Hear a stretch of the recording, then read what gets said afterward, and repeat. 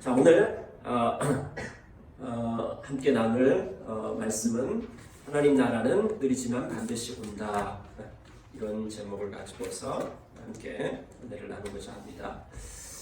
이제 다음 주면은 이제 하나님 나라 비밀 시리즈 5번째이면서 이제 마지막 하려고 합니다. 여러분들이 이 하나님 나라 비밀 시리즈 계속 묵상하시고 그러셨으면 좋겠습니다. 조금 지난번에 했던 설교들 좀 되돌아본다면은 하나님 나라는 신비롭다라고 얘기했죠. 이 비밀이라고 하는 말이 신비, 경이롭다라고 하는 것입니다. 이 하나님 나라의 신비로움은 밖에서 보이지 않습니다. 안으로 들어가야 됩니다. 예수 그리스도 안으로, 교회 안으로 들어갈 때에 그 안에서만 보이는 것입니다. 그 다음에 이 하나님 나라 신비는 하나님 나라는 어떻게 오냐면은 군대로 오지 않습니다. 하나님 나라는 하나님께서 나누는 이 비전을 그 마음속에 심은 사람들, 그들을 통해서 세워지는 것입니다. 놀라운 신비입니다. 하나님은 계속해서 하나님의 계획을 나누고 계시는데 그 말씀을 내 안에 심기 시작했을 때 그제서야 그 하나님 나라가 보이기 시작하고 하나님의 계획이 뭔지 보이기 시작하고 또 우리를 통해서 그 일들을 행하신다라고 하는 것이죠. 그 다음에 하나님 나라는 굉장히 작게 시작됩니다. 아주 겨자씨와 같고 누룩과 같이 작지만은 강력한 생명을 가지고 있습니다. 오늘은 그 4번째 시간입니다. 하나님 나라는 느리지만은 반드시 온다. 여기 안에 어떤 신비가 있을까요? 먼저 우리가 함께 본문 말씀 마태복음 13장 24절부터 30절 그 다음에 36절부터 43절의 본문 말씀 우리 함께 좀 읽도록 하겠습니다. 교독하겠습니다. 예수께서 또 다른 비유를 들어서 그들에게 말씀하셨다. 하늘나라는 자기 밭에다가 좋은 씨를 뿌리는 사람과 같다. 사람이 정자루 안에 원수가 와서 밀 가운데 가라지를 뿌리고 갔다. 밀이 줄기가 나서 열매를 맺을 때 가라지도 보였다. 그래서 주인의 종들이 와서 그에게 말하였다. 주인어른 어른께서 밭에 좋은 씨를 뿌리지 않으셨습니까? 그런데 가라지가 어디서 생겼습니까?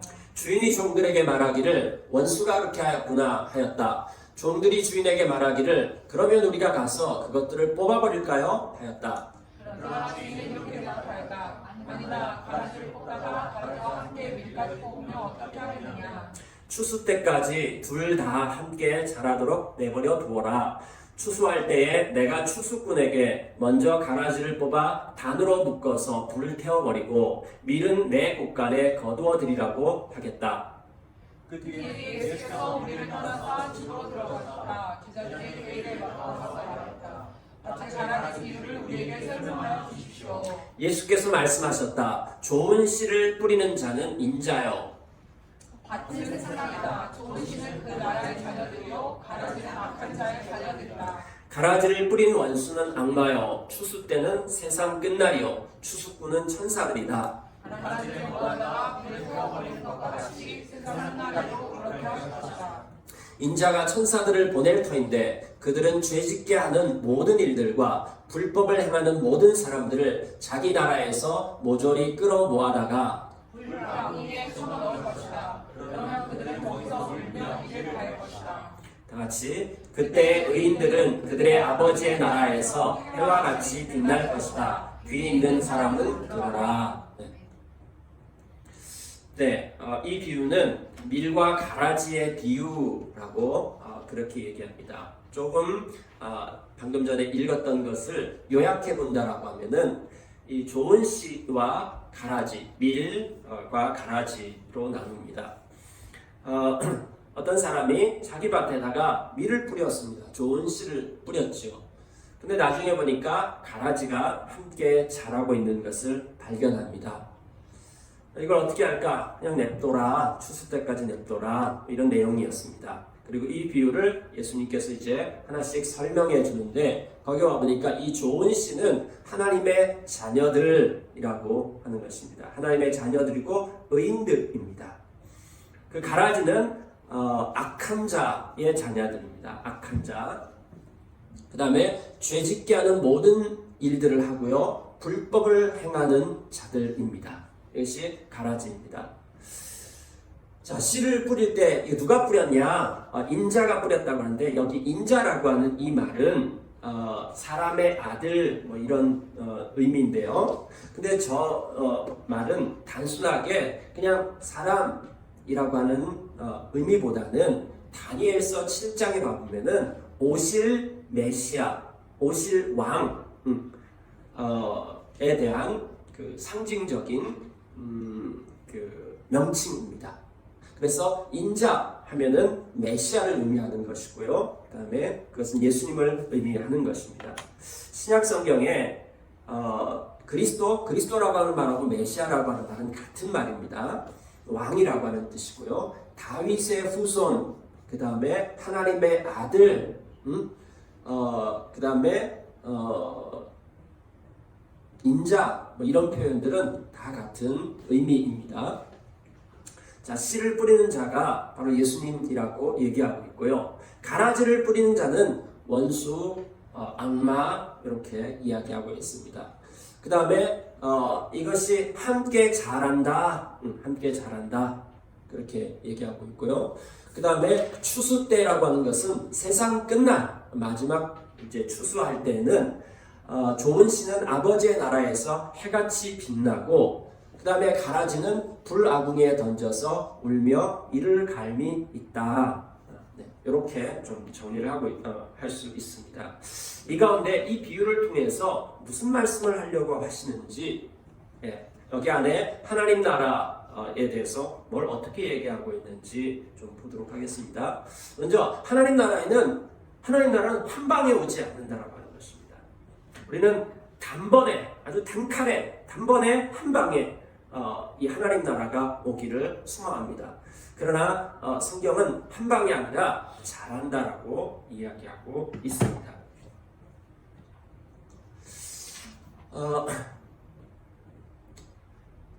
1949년에 시문이라고 하는 사람이 쓴 시가 있습니다. 그날이 오면이라고 하는 시입니다. 한번 읽어드릴게요. 그날이 오면은 삼각산이 일어나 더덩실 춤이라도 추고 한강물이 뒤집혀 용서섬칠 그날이 이 목숨 끊어지기 전에 와주기만 하량이면 나는 밤하늘에 나르는 까마귀와 같이 종로의 인경을 머리로 들이받아 올리오리이다. 두개골은 깨어져 산산조각이 나도 기뻐서 죽사오매 오히려 무슨 한이 나모리까. 이 시문이라고 하는 시인이 쓴 그날이 오면이라고 하는 이 시는 광복을 바라는 일제 통치 아래에서 시문이 그렇게 바랐던 그날은 광복의 그날이었습니다. 그날은 왔습니다. 1945년에 그날은 왔고요. 그날이 왔을 때 정말 사람들은 더덩실 춤을 추면서 기뻐했었습니다. 그럼에도 불구하고 그날이 왔음에도 불구하고 우리는 한국 현대사를 잘 알고 있습니다. 그 뒤에 그날이 오면 모든 것이 해결될 줄 알았는데 그렇지 않았습니다. 그 뒤에 엄청난 일들이 생겼고 또 한국전쟁도 발생했습니다. 그날이 왔지만은 모든 것이 완성되지는 않았습니다. 1985년에 그날이 오면이라고 하는 이 노래를 부르고 만든 사람들이 있습니다. 노차사라고 하는데 노래를 찾는 사람들인데 문승현이라고 하는 이 분이 이거를 작곡을 했습니다. 그날이 오면 이 노래는 그 전태일 씨 노동운동을 하던 전태일 씨가 전태일 씨를 추모하면서 쓴 노래 가사입니다. 한번 읽어드릴게요. 한밤의 꿈이 아니라 오랜 고통 다한 후에 내 형제 빛나는 두 눈에 뜨거운 눈물들 한 줄기의 강물로 흘러 고된 땀방울 함께 흘러 드넓은 평화의 바다에 정의의 물결 넘치는 꿈 그날이 오면 내 형제 그리운 얼굴들, 그 아픈 추억도, 짧았던 내 젊음도 헛된 꿈이 아니었으리. 그날이 오면, 그날이 오면. 그 당시 이제 민주운동을 하고 또 이런 사회 안에 있는 여러 가지 민주화 운동을 하면서 아픔들을 노래했습니다. 이분이 지은 노래가 많습니다. 5월 그날이 오면. 80년대 학번들은 다 알 텐데 5월 그날이 오면은 우리 가슴 속에 끓는 피 뭐 이런 네, 그런 아주 유명한 민중가요가 있습니다. 그 다음에 또 사계라고 하는 전부 이분이 지은 노래라고 그렇게 얘기합니다. 2008년도에 어느 한 신문사에서 이분을 인터뷰한 것을 기사를 보았습니다. 그 기사에 이렇게 얘기하고 있습니다. 3년 전부터 신문도 방송도 일절 보지 않습니다. 이유는 맨날 똑같은 세상이 싫어서입니다. 독재 정권이 사라지면 세상이 좀 나아질 줄 알았거든요. 그런데 왜 사람들은 여전히 행복하지 않고 다들 저렇게 싸우고 있을까요? 그것이 지겨워서요. 이렇게 얘기했습니다. 80년대 대학생들이 그렇게 부르짖었던 그날이 오면, 그날은 민주화 운동, 민주화가 되는 그날입니다. 백성이 다스리게 되어지는, 백성이 주권을 가진 그날이 오는 것에 대해서 노래를 한 것이죠. 민주화가 되었다라고 말하는 이 시대에 그날은 왔지만은, 그러나 세상은 좀 나아지지 않은 것 같습니다. 고도를 기다리며라고 하는 그 시극이 있습니다. 1953년 사무엘 베케트라고 하는 사람이 쓴 작품인데요. 고도를 기다리며, 어렸을 때부터 이 책 이름은 되게 많이 들어봤거든요. 그래서 고도를 기다리며, 이 고도가 뭘까? 오래된 도시, 뭐 그렇게 저는 생각했었어요. 어제까지도요. 고도가. 근데 이 고도가 사람 이름인 거예요. 사람 이름. 고도라고 하는 말도 그 한글이 아니라 고도라고 하는 말이 그냥 프랑스어 발음입니다. 고도. 고도를 기다리는데, 그럼 이 고도가 누구냐? 이 작품을 봐보면요, 이 시극은 아주 단순합니다. 배경도 아주 단순합니다. 그냥 나무 한 그루 있는 시골 배경에 나무 한 그루 있는데 거기에 주인공이 2명 나옵니다. 그리고 또 한 3명의 사람들이 그냥 잠깐 출연하고 주요한 것은 2명의 주인공이 대화하는 내용입니다. 근데 이 둘은 뭘 하냐면은 고도를 기다립니다. 고도를 기다립니다. 뭐 이렇게 둘이 대화하는 겁니다. 안 가? 응? 안 가? 아니 가야지. 근데 뭐 하고 있어? 근데 우리 고도를 기다려야지. 맞다. 우리 고도를 기다리고 있지. 뭐 이런 내용들입니다. 이 작품은 처음부터 끝까지 고도가 누군지를 몰라요. 고도가 누군지를 얘기 안 해줘요. 나중에 이제 이 노벨 문학상까지 받아요. 그러면서 사무엘 베케트한테 인터뷰를 해요. 도대체 고도가 누구냐고. 그렇지만 이 작가가 하는 얘기가 뭐냐면, 알았으면 내가 작품을 썼지 안 썼을까요? 작가도 모르는 겁니다.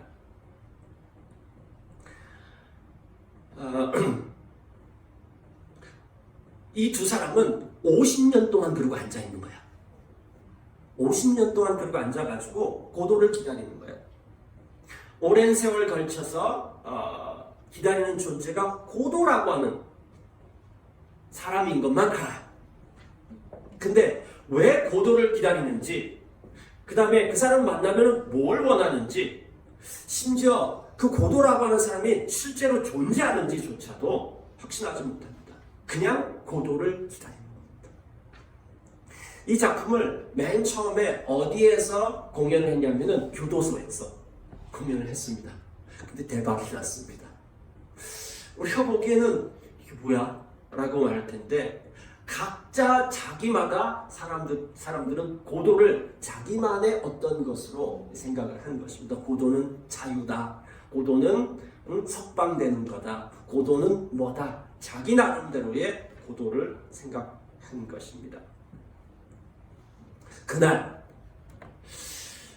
그날이 오면 여러분에게 그날이 있습니까? 여러분에게 그날은 혹시 고도 같지 않습니까? 이스라엘 백성들에게도 그날이 있었습니다. 신약 성경의 이스라엘 백성들은 메시아가 오는 날을 기다리고 있었습니다. 구약 성경의 선지서에 보면은 계속해서 반복되어져 나오는 한 단어가 있습니다. 그날이 뭐냐면은 그날입니다. The day입니다. 그날. 여호와의 날, 그날이 오면 한번 여기 꽂혀가지고요 밤새 이 선지서에서 그날만 동그라미 치면서 성경을 읽어본 적이 있습니다. 그날이 오면, 자 그날이 오면은 그날은 메시아가 오는 날입니다. 하나님께서 약속한 한 왕이 오는 날이에요. 그날이 오면 어떤 일이 일어나냐? 그날이 오면 먼저 그날은 심판의 날입니다. 누구한테 심판이냐면은 이방 사람들에게 심판입니다. 하나님의 백성을 괴롭혔던 이 악한 사람들에 대한 심판이고요. 동시에 심판인 동시에 하나님 백성에게는 구원의 날입니다. 심판의 날이면서 구원의 날입니다. 하나님께서 이 모든 것을 창조하셨 왕이시기 때문에 하나님께서는 바로 잡으셔야 될 책임이 있다라고 하는 것입니다. 하나님께서 오셔서 그 모든 것들을 바로 잡으시겠지라고 하는 것을 기다리는 것입니다. 그 왕이 오면은 이 모든 문제들은 해결될 것이다. 그리고 그날은 구원의 날이고 그 다음에 그날부터 시작해서 이제 새날이 시작되어진다. 그 새날은 하나님께서 창조하신 이 모든 세상이 창조의 회복, 원형의 회복이 일어나는 날이다.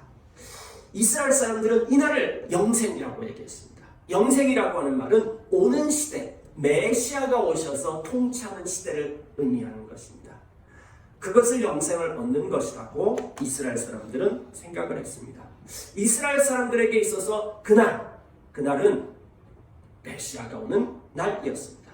그런데 이 이스라엘 사람들은 메시아가 오기만 하면은 모든 것이 끝나. 더 이상 없어요. 단 한 방에 모든 것이 다 끝날 것이라고 생각을 했습니다. 지금 이 청중들을 놓고 예수님이 그날이 왔다라고 얘기하는 것입니다. 복음이라고 하는 말은 왕이 왔다라고 하는 것이고, 예수님께서 첫 번째 외쳤던 메시지가 뭡니까? 하나님의 나라가 왔다. 하나님의 나라는 하나님이 통치하신다라고 하는 것입니다. 그날이 왔다라고 얘기하는 것이 복음서입니다. 그런데 예수님께서 나누는 이 메시지는 하나님의 나라는 이와 같다라고 하는데, 주요 하나님의 나라를 얘기하면서 씨 뿌리는 비유를 얘기하는 것입니다. 씨라고 얘기하는 것입니다. 씨는 어떻습니까? 자, 마가복음 또 비슷한 본문이 있는데요. 한번 읽어볼게요. 다 같이 읽어보겠습니다. 예수께서 또 말씀하셨다. 하나님의 나라는 이렇게 비유할 수 있다. 어떤 사람이 땅에 씨를 뿌려놓고 밤낮 자고 일어나는 그 사이에 그 씨에서 싹이 나고 자라지만 그 사람은 어떻게 그렇게 되는지를 알지 못한다. 땅이 저절로 열매 맺게 하는데 처음에는 싹을 내고 그 다음에는 이삭을 내고 그 다음에는 이삭의 알찬 나달을 낸다. 열매가 익으면 곧 낫을 낸다. 추수 때가 왔기 때문이다. 자, 씨라고 하는 것은, 씨를 뿌린다라고 하는 것은 씨를 뿌리고 난 다음에 1분 뒤에 거둡니까? 그렇지 않죠. 씨를 뿌리고 난 다음에 그 다음에 싹이 나야 돼요. 싹이 나고 난 다음에 이삭을 내고 그 이삭이 나달이 되고 그것이 완전히 익게 되고 그래야지 낫을 되는 것입니다. 그래서 그때서야 추수가 되어지는 것입니다. 그래서 씨를 뿌리는 것과 추수 때까지의 사이가 있는 것입니다. 이스라엘 사람들은 하나님의 나라는 메시아가 오면 다 끝나는 것이라고 생각했는데, 예수님은 그날이 왔다라고 얘기하면서 그날이 하나님의 나라가 씨를 뿌리는 것처럼 시작되었고, 아직까지 추수 때가 되지 않았다. 이렇게 얘기하는 겁니다. 그러니까 이 사람들에게 있어서 예수님께서 하신 말씀은 저게 무슨 소리래? 수수께끼로 들린 것입니다.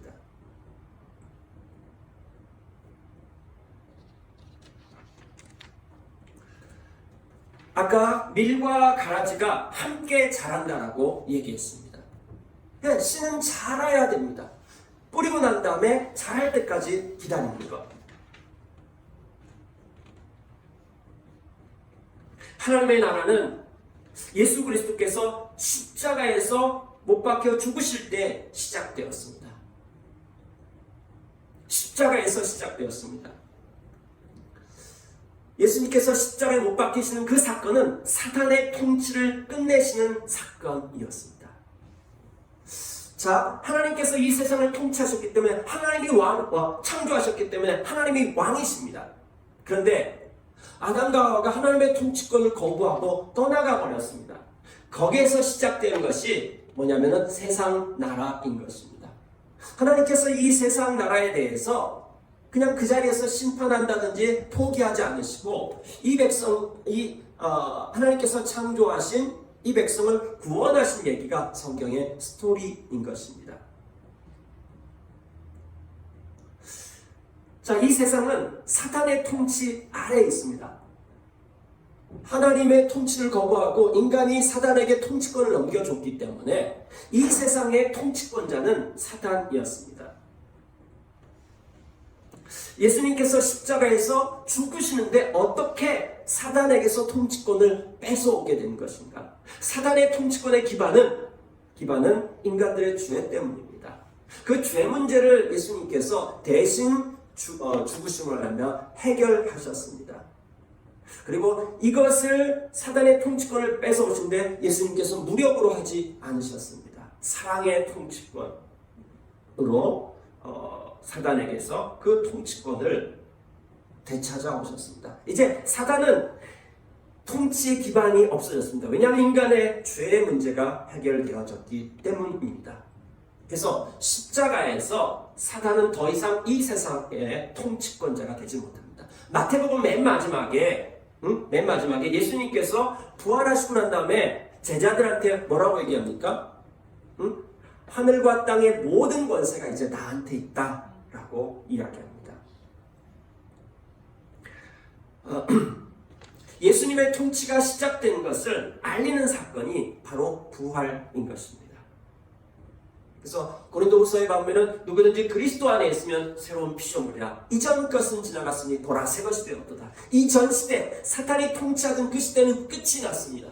끝이 나고 이제 새날이 왔습니다. 예수님께서 통치하시는 왕으로 통치하는 그 시대가 시작되었습니다. 그 시작을 알리는 사건이 부활인 것입니다. 그 전까지는 죽음이 통치했는데 이제 그 죽음 가운데서 예수님께서 부활하신 것, 그것이 시작되었다라고 하는 것입니다. 그것을 기념하는 것이 바로 주일인 것입니다. 그러니까 우리 매 주일마다 부활절 1년에 한 번 하는 것이 아니라 이 매주일이 뭘 기념하는 것이냐면은 하나님의 통치가 시작되었다. 하나님의 나라가 시작되었다. 그것을 기념하는 날이 바로 주일인 것입니다. 그리고 그의 백성인 교회가 탄생되어졌습니다. 자, 예수님으로 말미암아서 하나님의 나라가 시작되었습니다. 그런데 아직까지 완성되지는 않았습니다. 그러니까 예수님께서 말씀하시는 것은 단번이 아니라 시작되었지만은 아직 완성되지 않았는데 이제 그 완성을 너희가 하라. 그래서 마태복음 맨 마지막에 그러므로 너희는 가서 모든 족속에게 가서 복음을 증거하고 아버지와 아들과 성령 이름으로 세례를 주고 그들을 가르쳐 지키게 하라. 그렇게 이야기하고 떠나가시는 것입니다. 교회를 통해서 그 일을 완성하시겠다라고 하는 것입니다. 작지만은 생명력 있는 교회를 통해서 그거를 하시겠다. 이게 예수님께서 말씀하신 그날이었습니다. 이것은 이스라엘 백성들이 얘기하던 그날과 조금 달랐습니다. 시작되었지만 아직까지 완성되지 않았다. 씨를 뿌렸지만 추수 때까지는 시간이 걸린다. 자, 여기에 대해서 우리는 질문할 수 있습니다. 하나님의 나라가 시작되었다고? 하나님의 나라가 2000년 전에 시작되었다고? 예수님께서 십자가에서 부활하심으로 말미암아 하나님의 나라가 시작되었다고? 그런데 왜 세상은 아직까지 이렇지? 왜 세상에 악이 존재하고 왜 가라지들에 대해서 심판하지 않고 내버려 두시는가? 2000년 동안 인류 역사 가운데 일어났던 수많은 악에 대해서 하나님이 아무런 행동을 하시는 것 같이 않아 보일 때가 있습니다. 2000년이 지났는데 아직까지 완성이 되지 않았어요. 하나님 나라는 왜 이렇게 덕이 오는 거죠? 어디 하나님의 나라가 왔습니까? 참 찾아보기도 힘든 것 같고, 여전히 불법과 불의와 불공평과 전쟁과 죽음과 재난과 질병과 모순과 아픔과 이 수많은 문제들이 점점 더 불어나는 것 같습니다.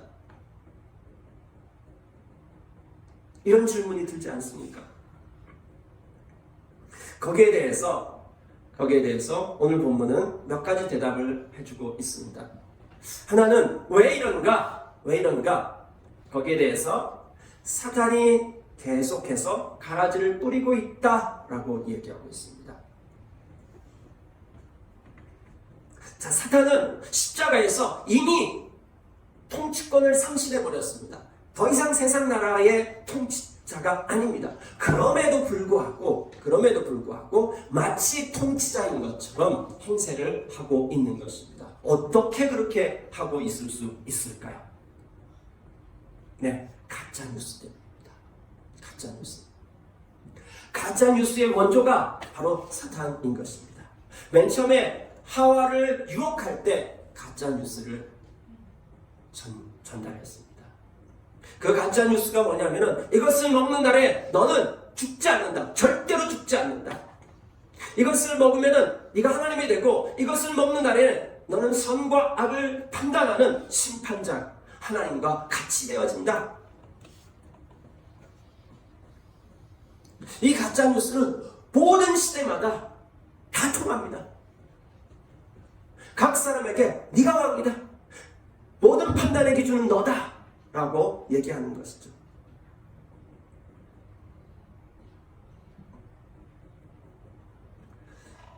각 시대 때마다 이것을 뿌렸습니다.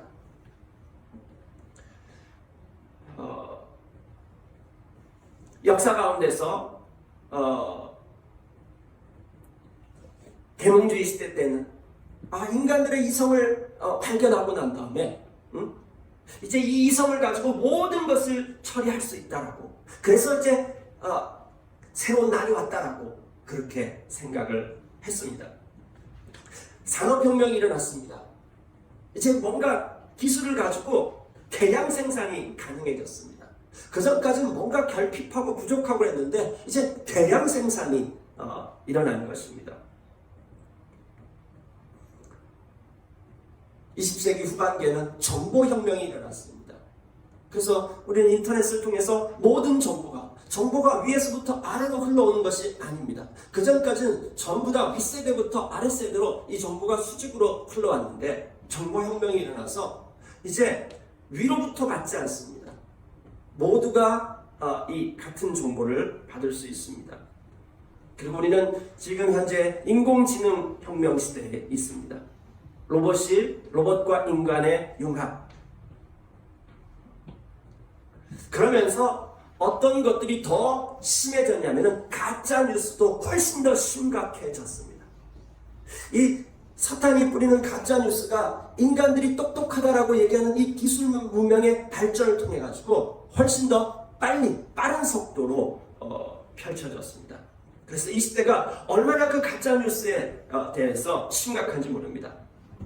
가짜뉴스의 시대에서는 진리는 발견되는 것이 아니라 만들어진다라고 얘기합니다. 진리는 이미 존재하고 그것을 우리가 발견할 뿐인데 아니에요. 조작으로 다 만들어지고 있습니다. 그래서 이제는 뭐가 진짜인지, 그것이 의미조차 있는지 없는지 이거를 파악하기가 힘든 시대가 되었습니다. 그렇기 때문에 이 사단이 지금 계속해서 활동하고 있습니다.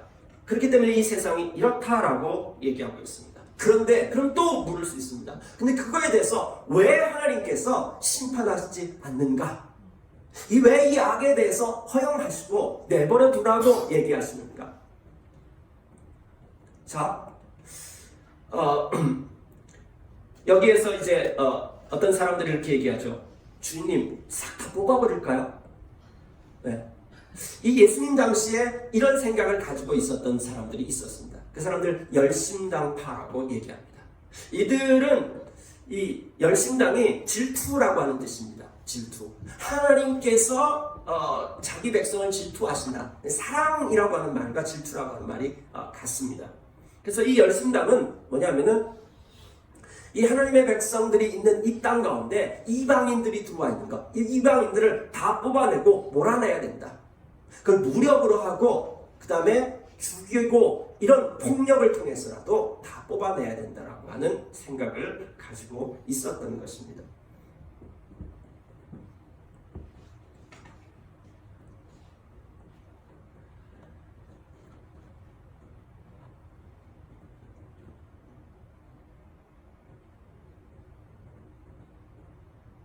이거에 대해서 그러면은 하나님께서 이 심판하신다라고 하면은 모든 것을 다 그렇게 심판하신다라고 하면요, 여러분 자신 있으세요? 여러분은 좋은 씨입니까? 아니면 가라지입니까?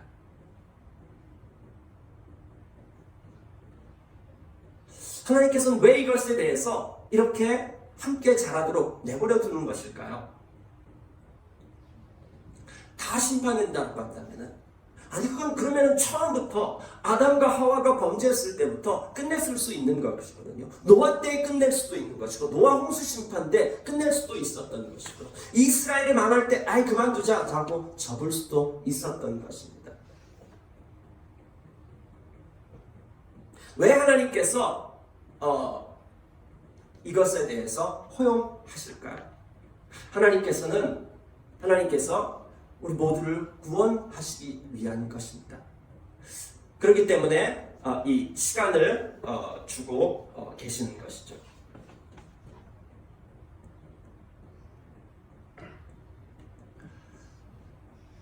그래서 하나님 나라가 이미 임했지만 아직까지 오지 않은, 우리는 이런 시대를 살아가고 있다라고 이야기하고 있습니다.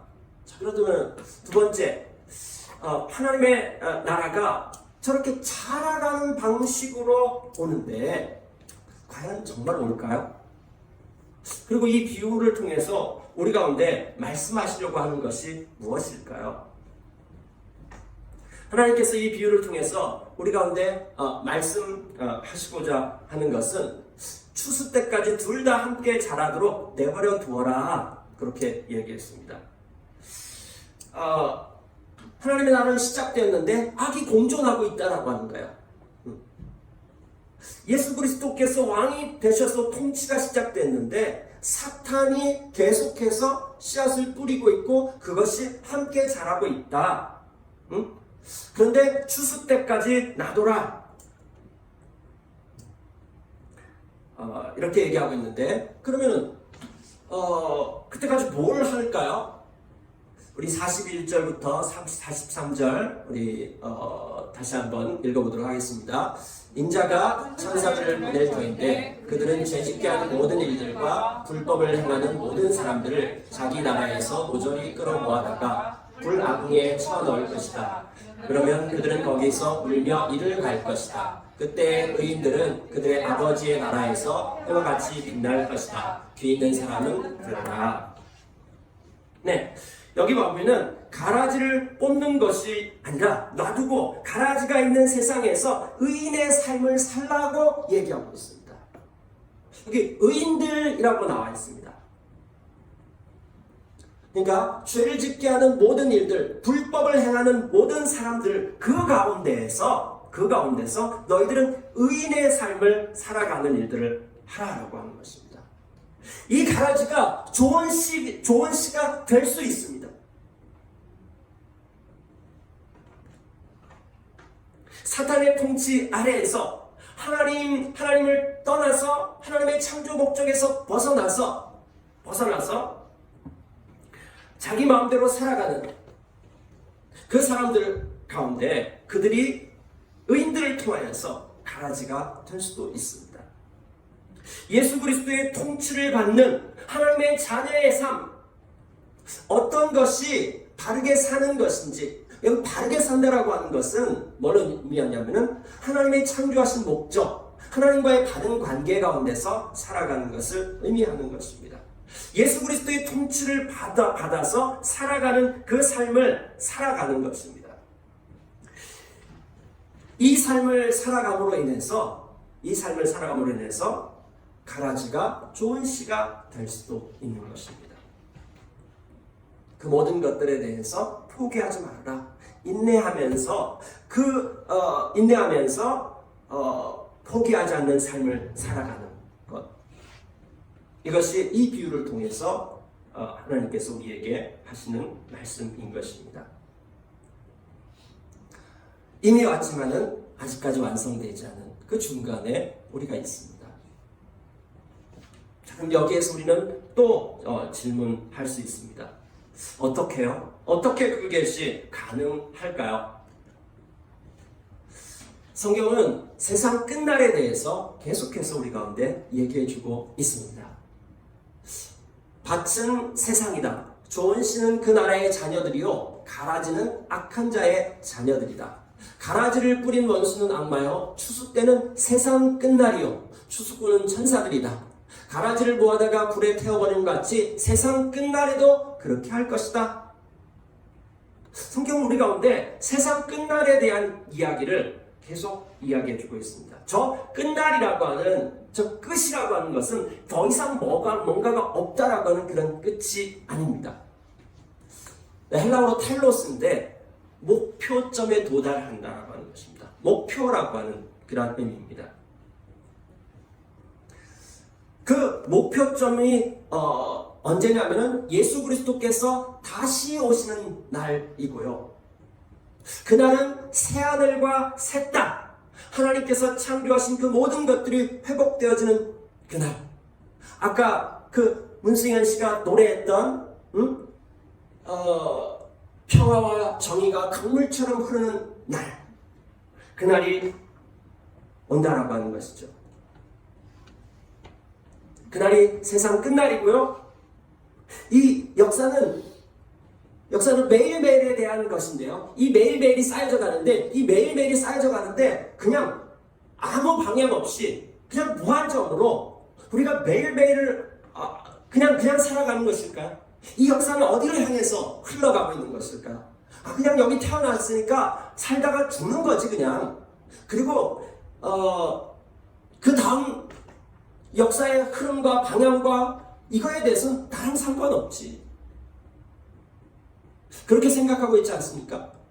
여러분들이 하나님 나라에 대해서, 예수 그리스도에서 알기 시작하고 이 성경 하나님 나라의 스토리에 대해서 알기 시작하면 이 역사는 그냥 아무 생각 없이 아무렇게 흘러가는 것이 아니라 마치 그냥 고독을 기다리는 것처럼 그냥 뭔가가 이루어지기를, 나의 그날, 여러분의 그날은 죽는 날입니까? 여러분의 그날은 여러분이 성공하는 그날입니까? 여러분 누굴 기다리고 있어요? 여러분들의 고도가 무엇입니까? 예수님을 기다리는 것과 세상 끝날이 오는 것과 고도는 다릅니다. 성경은 그날이 있다라고 이야기하고 있습니다. 세상, 이게 그냥 막 가는 것이 아니라 하나님께서 계획하시고 이 모든 것이 고림 지점이 있다라고 하는 것이죠. 그날이 있음을 알면은 우리의 삶은 달라지기 시작하는 것입니다. 그날은 정말 올까요? 여러분, 고도를 기다리는 것과 다른 것은 뭐냐면은 이 역사 안에서 예수님께서 태어나신 것이 확실합니까? 예수님께서 이 땅에 오셨습니까? 하나님이 인간의 몸을 입고서 이 땅에 오신 것이 정말 있었던 일입니까? 그리고 그분은 정말 십자가에서 못 박혀 죽으셨습니까? 그리고 그분은 정말 그 십자가에서 부활하셨습니까? 그 부활하심으로 말미암아서 성령께서 이 땅에 오셨고 그 결과로 교회가 탄생되어졌습니까? 이 모든 것들이 역사적인 현실이라고 하는 것이죠. 이 모든 것이 역사적인 현실이라고 한다면은 그것만큼이나 분명하게 예수님 다시 오시는 것도 분명한 현실인 것입니다.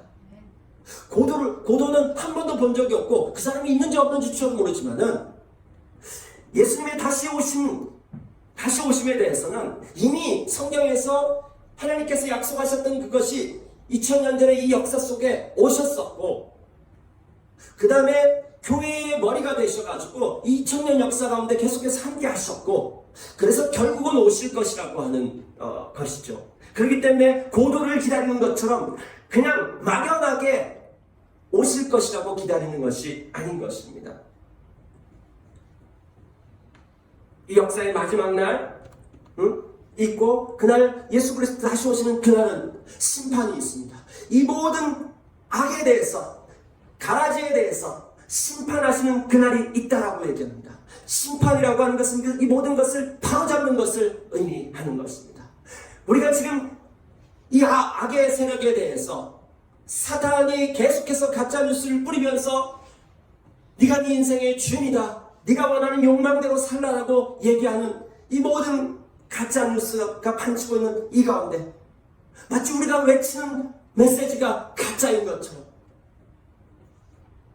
그러나 여러분, 이 모든 것 가운데서 우리가 어떻게 인내하면서, 우리는 어떻게 이 가운데서 그날이 올 걸 확신하면서 우리가 이길 것에 대해서 확신하며 살아갈 수 있을까요? 그날에 대한 확신 때문입니다. 그날이 없다면 이 모든 것들은 절대로 가능하지 않습니다. 자, 우리는 그날을 기다리는데 어떻게 기다리냐면요, 마치 어두운 밤에 누군가가 좀 촛불이라도 하나 갖다 줬으면 좋겠다, 응? 그걸 기다리는 사람처럼 기다리는 것이 아닙니다, 여러분. 오늘 우리들의 기다림은 뭐냐면은 이미 아침해가 떠오르는 것을 봤습니다.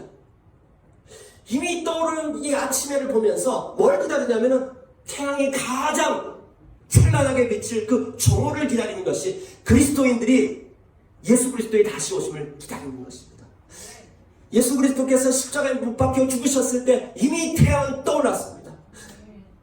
그런 중 누구든지 그리스도 안에 있으면 새로운 피조물이라 이전 것은 지나갔습니다. 그리고 이제 예수 그리스도 다시 오실 때는 태양이 가장 찬란하게 비쳐서 영광스러운 새날이 올 것입니다. 그래서 마틴 루터는 이렇게 얘기했습니다. 나의 달력에는 오직 그날과 오늘뿐이다. 그날과 오늘뿐이다. 여러분, 근데 그거 아세요? 그날이 오늘을 결정합니다. 그날에 대한 확신이 없는 사람은 이 오늘을 어떻게 살아가야 될지 모릅니다. 오늘을 결정하는 것은 바로 그날이 결정하는 것입니다. 그날에 대해서 뭘 보고 있느냐라고 하는 것이죠. 그냥 인생 살다가 끝나는 것이지, 마치 고도를 기다리는 것처럼 살고 있지는 않습니까? 여러분들의 그날은 무엇입니까? 정말 이 역사의 그 마지막 날이 있을까요? 그날 하나님께서 모든 악에 대해서 심판하시는 그날, 이미 죽은 사람들도 다 부활할 것입니다.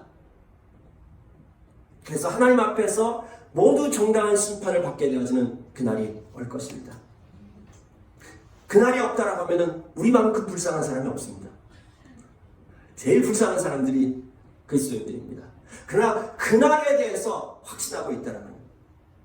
성경 전체가 바로 그날을 얘기하고 있습니다. 바로 그날이 하나님의 나라인 것입니다. 여기 안에 신비가 있습니다. 그날을 바라보고 사는 사람들은요, 오늘을 다르게 삽니다. 오늘이 바로 그날에 의해서 결정되어집니다. 그날이 오는 것을 아는 자들은 오늘 신비를 경험합니다. 오늘의 삶이 경이롭습니다. 오늘의 삶에 대해서, 오늘의 삶이 다른 삶을 살게 됩니다. 보네퍼라고 하는 유명한 신학자가 있습니다. 39살의 나이로 죽었습니다. 그는 미국에서 유명한 신학교의 교수로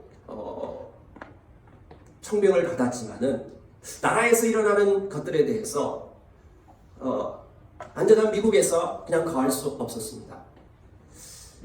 독일에서 히틀러가 일어나고 그거에 찬양하는 나치들이 득세하게 되었을 때 그는 그 교수 자리를 포기하고 독일로 돌아갑니다. 그리고 그 나치 운동에 대해서 반대를 하는 것입니다. 그 당시 독일 모든 교회들은 이 나치 운동에 대해서 마치 히틀러가 그 시대의 구세주인 것처럼, 독일의 구세주인 것처럼 찬양하고 있을 그때에 이 보네퍼는 그거에 대해서 반대합니다. 그러다가 붙잡히게 되었습니다.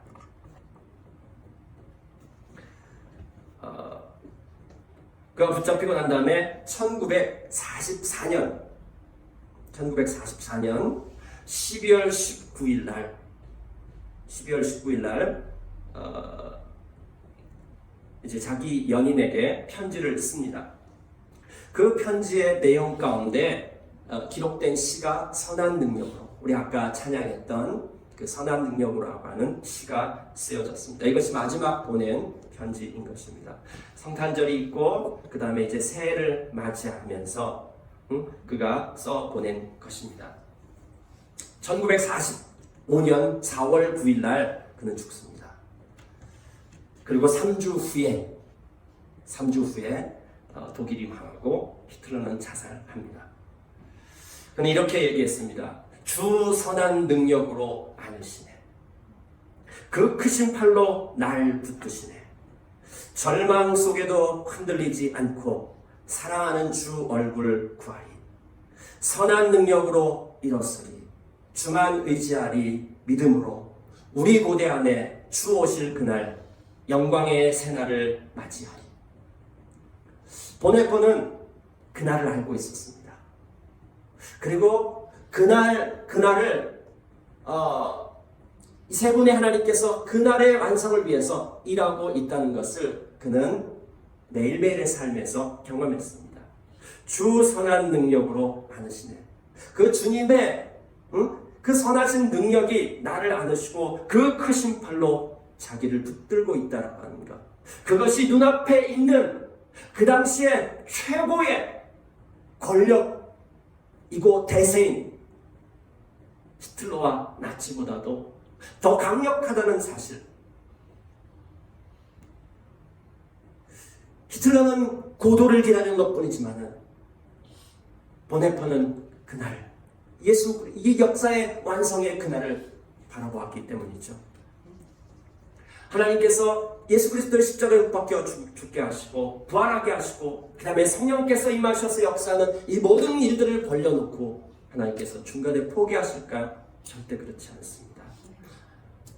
그런데 하나님은 또 굳이 우리를 통해서 일하십니다. 이것이 바로 하나님 나라의 방법입니다.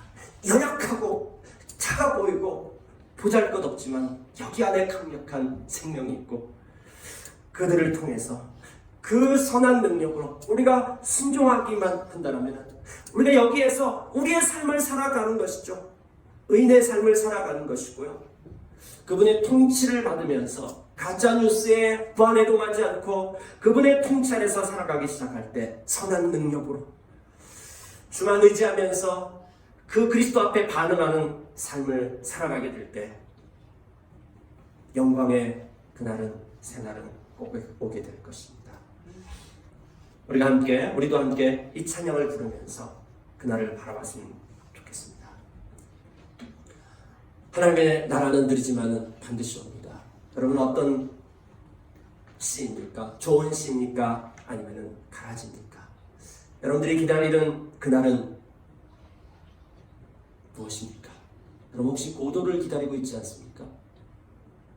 여러분들은 그날에 대해서 알고 있습니까? 그날이 있다는 사실에 대해서 알고 있습니까?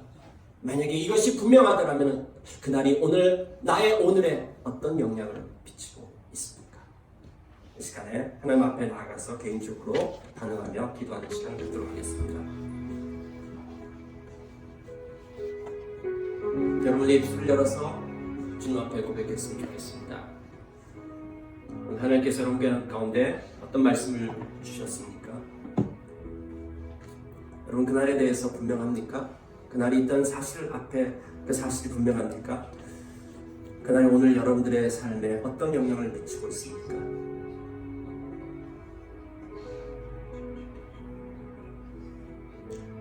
우리는 고도를 기다리는 자들이 아닙니다.